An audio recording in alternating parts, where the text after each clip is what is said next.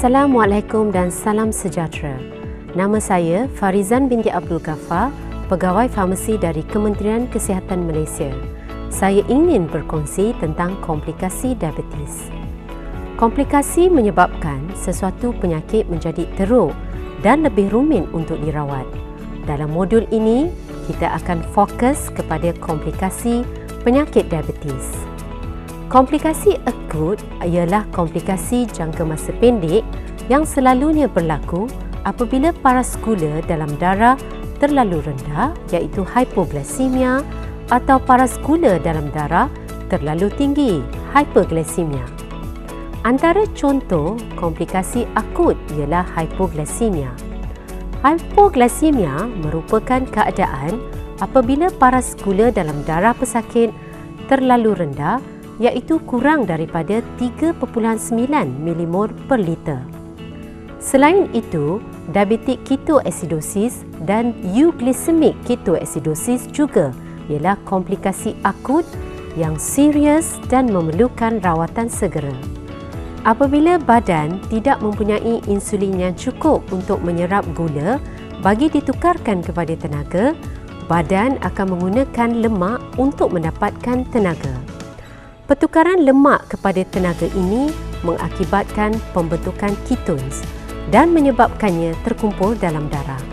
Sekiranya tidak dirawat, keadaan ini akan menyebabkan berlakunya diabetik ketoacidosis atau euglycemic ketoacidosis. Seterusnya, hyperglycemic hyperosmolar state atau HHS. HHS juga ialah komplikasi akut yang serius dan memerlukan rawatan segera. HHS ialah keadaan apabila paras gula dalam darah terlampau tinggi, iaitu lebih daripada 30 mmol per liter. Komplikasi kronik ialah komplikasi jangka masa panjang yang terbentuk secara beransur-ansur. Semakin lama pesakit menghidapi diabetes yang tidak terkawal, semakin tinggi risiko berlakunya komplikasi kronik. Komplikasi kronik terbagi kepada dua, iaitu komplikasi makrovaskular ialah kerosakan pada salur darah besar, dan yang kedua ialah komplikasi mikrovaskular iaitu kerosakan pada salur darah kecil. Berikut adalah organ-organ yang berisiko mengalami komplikasi daripada penyakit diabetes yang tidak terkawal untuk jangka masa yang panjang. Seperti yang anda sedia maklum, pesakit diabetes mempunyai paras gula yang tinggi dalam darah. Sekiranya paras gula dalam darah adalah tinggi untuk jangka masa yang lama, keadaan ini boleh mengakibatkan kerosakan pada salur darah, antaranya salur darah menjadi sempit. Antara komplikasi diabetes ialah stroke. Diabetes meningkatkan risiko berlakunya stroke.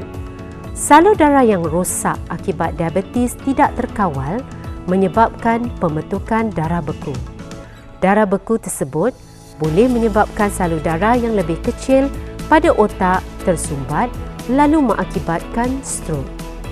Bergantung kepada bahagian otak yang terlibat, pesakit mungkin mengalami kesukaran untuk bertutur, pergerakan anggota badan terbatas dan lain-lain lagi. Darah beku juga boleh menyebabkan salur darah pada jantung tersumbat dan mengakibatkan serangan jantung serta mungkin membawa kepada kematian mengejut. Diabetes juga boleh menyebabkan kerosakan buah pinggang.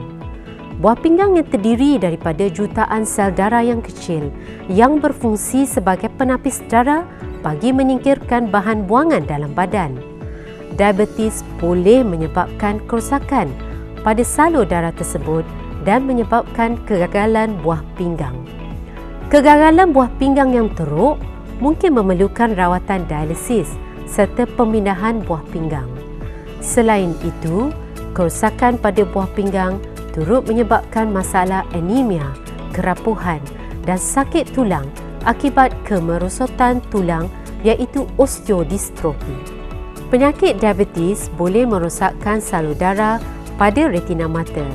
Kerosakan pada salur darah ini boleh mengakibatkan penglihatan menjadi kabur atau mata menjadi buta.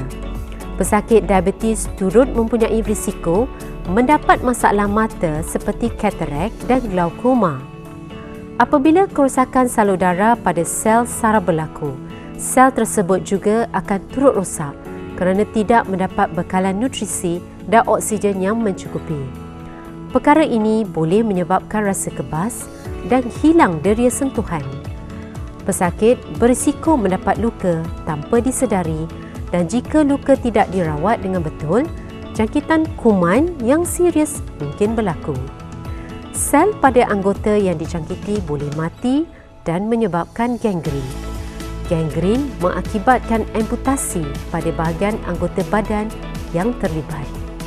Mari kita rujuk kepada buku aktiviti. Pada modul 3, aktiviti 4. Tandakan pada cara yang betul untuk mengurangkan risiko mendapat komplikasi diabetes. Mari kita sama-sama tandakan. Bagi mengurangkan risiko mendapat komplikasi diabetes, kita perlu jalankan pemeriksaan kaki secara berkala. Amalkan gaya hidup aktif. Bagaimana pula dengan mengambil minuman beralkohol? Pengambilan minuman beralkohol boleh meningkatkan risiko mendapat komplikasi diabetes. Poin seterusnya, berhenti merokok. Mengambil ubat anti-diabetes semasa sakit saja? Salah ya. Ambil ubat seperti diarahkan. Jangan berhenti mengambil ubat anti-diabetes tanpa berbincang dengan doktor atau ahli farmasi. Amalkan pemakanan yang seimbang? Ya, betul. Selain itu, berat badan juga perlu dikawal bagi mengelakkan komplikasi diabetes. Dengan pengawalan penyakit diabetes, paras gula dalam darah dapat dikawal untuk sentiasa berada pada paras yang disasarkan dan seterusnya menurunkan bacaan HbA1c kepada kurang daripada 7%. Paras gula dalam darah yang terkawal secara berpanjangan mampu menurunkan risiko berlakunya komplikasi diabetes. Pastikan anda mengikut arahan yang diberikan oleh ahli profesional kesihatan. Penjagaan kendiri amat penting supaya penyakit diabetes yang dihidapi terkawal. Tahniah dan syabas kerana anda telah berjaya sampai ke akhir modul ini. Penyertaan anda dalam sesi ini hanya akan dikira setelah anda menjawab dan menghantar jawapan Med Quiz. Terima kasih kerana meluangkan masa bersama-sama saya sepanjang sesi ini. Kurangkan manis dalam minuman, tambahkan manis dalam senyuman.